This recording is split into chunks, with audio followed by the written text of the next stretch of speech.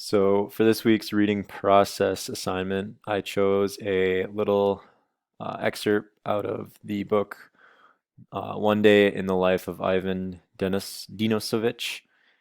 And the reason I chose this specific section was because it really just sums up into a three-line sentence, the state of the Soviet Union during World War II. And the part I chose read, "Who's the Zek's main enemy? Another Zek. If only they weren't at odds with one another. Ah, what a difference that'd make." And Zeks were prisoners um, in like Serbian work camps during World War II. Um, our main character, Ivan, is one of those Zeks.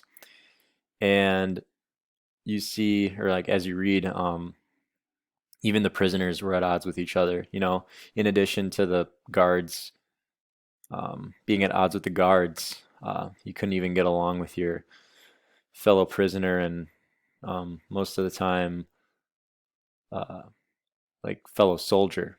And you know, you'd think, well, if these guys could just get along, they could probably overthrow the guards and make a difference and get out of there. But like even that was a task for them because, as you read here, they couldn't even get along with each other.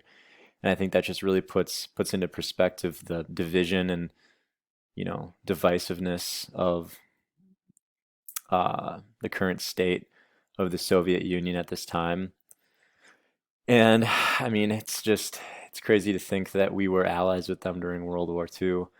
I mean, because from reading this book, it doesn't seem like that they were that far off from being like Nazi Germany. I mean, obviously they weren't that extreme, but it's definitely have some similar aspects.